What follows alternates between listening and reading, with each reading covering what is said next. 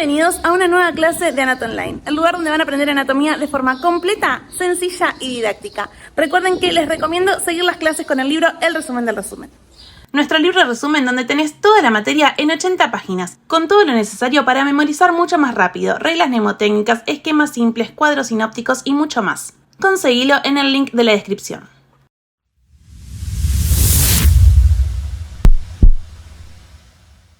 Bien chicos, clase de pelvis. Y cuando hablamos de pelvis, de vuelta, primero continente, después contenido, ¿sí? En cuanto al continente de pelvis, tenemos que saber que está formado por el hueso sacro, que está formado en realidad por 4 o 5 vértebras sacras fusionadas, el hueso coxis, que también 3 o 4 vértebras coxígeas fusionadas, y los coxales, ¿sí? Que yo voy a dibujar una representación de lo que serían los coxales porque claramente el coxal no me va a salir. Entonces acá veríamos como una representación de cómo quedaría la pelvis armada, ¿sí? La pelvis tiene dos límites. Un límite superior que se llama estrecho superior y un límite inferior que se llama estrecho inferior. El estrecho superior tiene como límites S1, ¿sí? O la primera vértebra sacra. O también se puede decir el promontorio,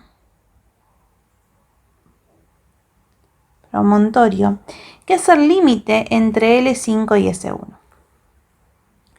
Las crestas ilíacas y la parte superior de la sínfisis pubiana, que sería esta. Eso es el estrecho superior. Y el estrecho inferior tiene como límites el coxis, las tuberosidades isquiáticas y la parte inferior de la sínfisis pubiana. Bien, entonces me queda un agujero arriba y un agujero abajo.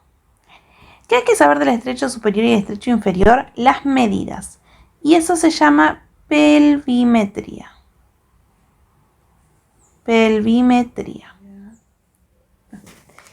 Bueno, la pelvimetría del estrecho superior va a estar dada por una medida anteroposterior. La medida anteroposterior se toma así, de adelante hacia atrás. Y eso mide aproximadamente 11 centímetros, ¿sí? Es un promedio. Después tenemos una medida oblicua.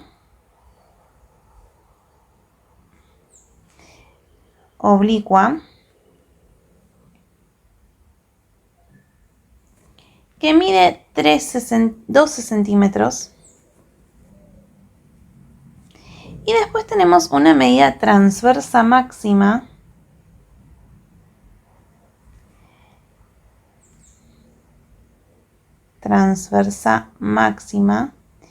Que mide 13 centímetros. Estas medidas son diámetros, ¿sí? Todas pasan por el centro y son los diferentes diámetros de la pelvis. El estrecho inferior va a tomarse las mismas medidas, ¿sí? Pero la medida anteroposterior mide 9 centímetros.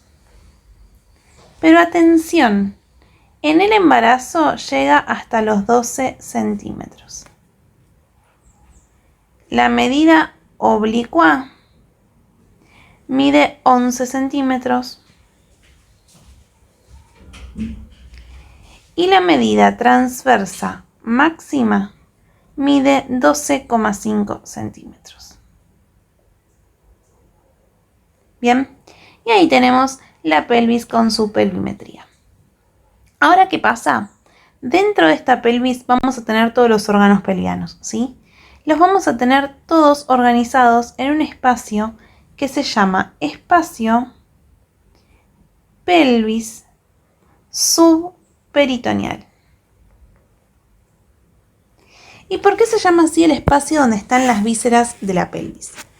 Porque ustedes imagínense que tenemos el dibujo de siempre, un hombrecito de costado, este es el tórax, este es el abdomen y acá estaría la pelvis, ¿no? El abdomen tiene todos los órganos abdominales recubiertos por peritoneo. Este peritoneo lo que va a hacer es apoyarse sobre los órganos de la pelvis y subir y adherirse al peritoneo parietal posterior. Por eso, todo lo que quede en la pelvis se llama espacio pelvis subperitoneal, porque queda por debajo del peritoneo, ¿sí? Y lo que vamos a estudiar ahora es ese espacio pelvis subperitoneal. Por un lado vamos a tener en cuenta, por ejemplo, que esta es una pelvis masculina y esta es una pelvis femenina. La pelvis masculina y la femenina tienen distintos órganos, ¿sí? En la masculina voy a encontrar la vejiga, que es donde va a estar llegando la orina por los uréteres. Voy a tener la uretra y voy a tener la próstata, que es una glándula masculina, ahí abajo, próstata. Y acá atrás voy a tener el recto y el ano. En la mujer voy a tener la vejiga con la uretra. No voy a tener próstata, obviamente. Voy a tener la vagina, que se continúa con el útero y las trompas de falopio y los ovarios. Útero, vagina. Y voy a tener el recto también, con el ano. Entonces, el peritoneo va a ser lo siguiente. Va a estar rodeando a los órganos del abdomen y se va a apoyar, cae, se apoya, cae y sube. Y en la mujer hace lo mismo, se apoya, cae, cae, cae y sube.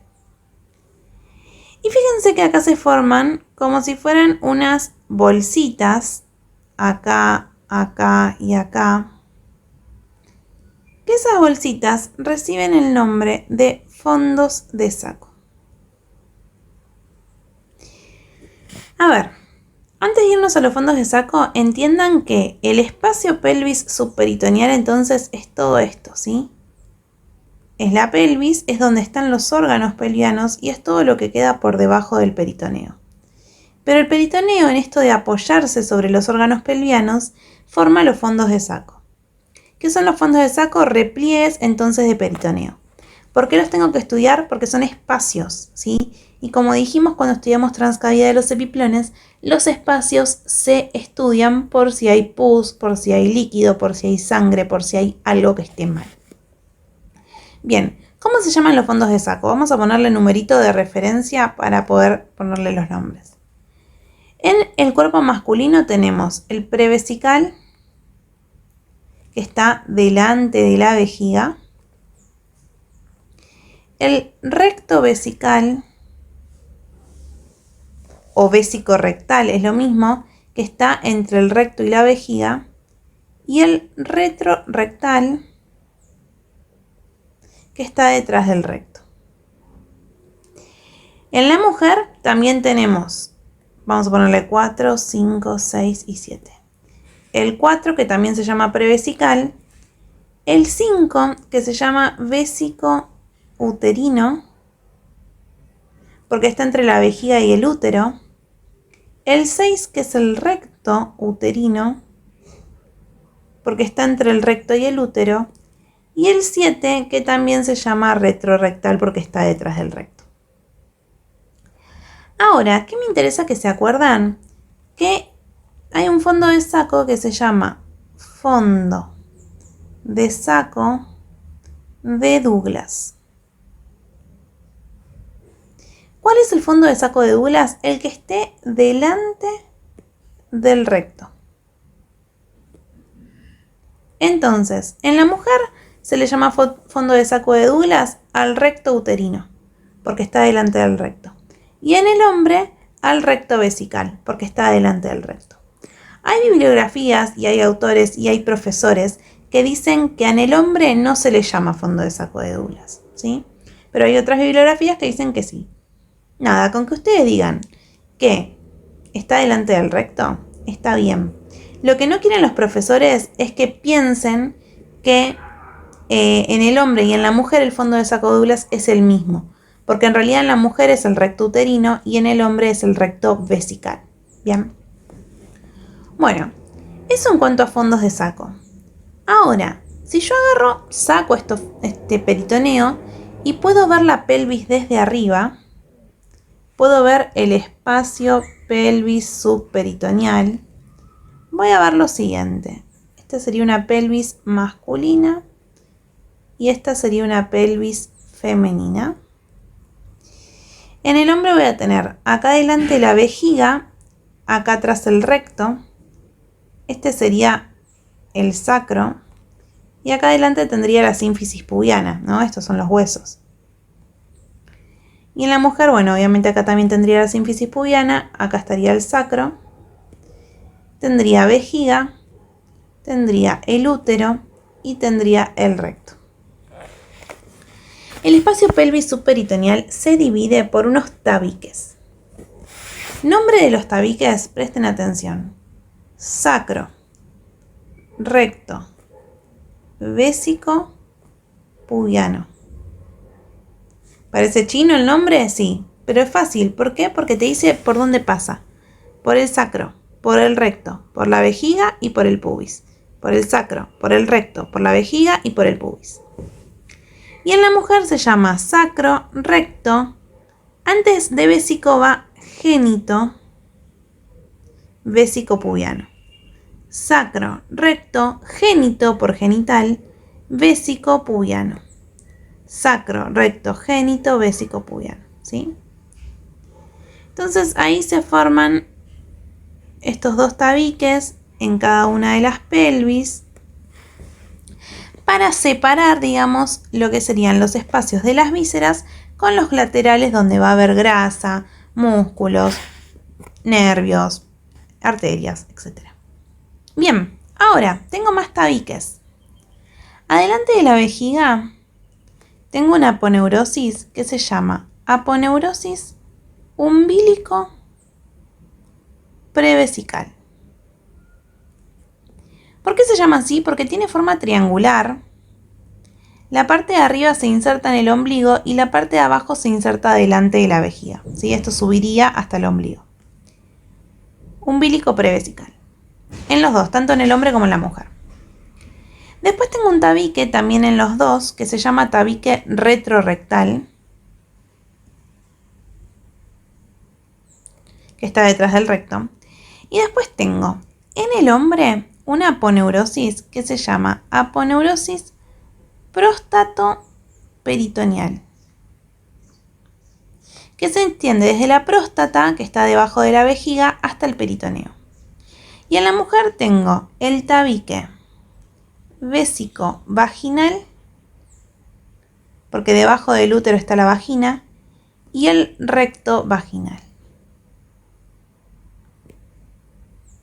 Bien. Y ahí me quedan subdivididos. Entonces, fíjense, si después a ustedes en un examen les preguntan, describime la celda vesical o la celda rectal o la celda uterina, lo único que tienen que hacer es describir los tabiques que tiene alrededor. Bien. Por último, con este tema tenemos dos espacios. Un espacio que nos queda acá y un espacio que nos queda acá. El espacio que nos queda delante de la vejiga, que vamos a ponerle 1, se llama espacio prevesical de Retzius. El espacio prevesical de Retzius va a estar ocupado por varias cosas.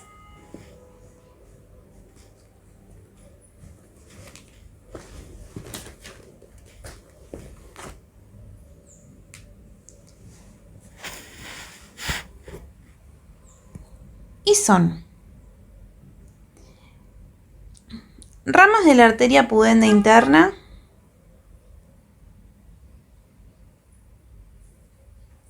que no sé si se acuerdan que la pudenda interna es rama de la ilíaca interna. Vamos a tener un plexo venoso que se llama plexo venoso de Santorini, pero con acordarse que es un plexo venoso ya está. Y vamos a tener linfáticos.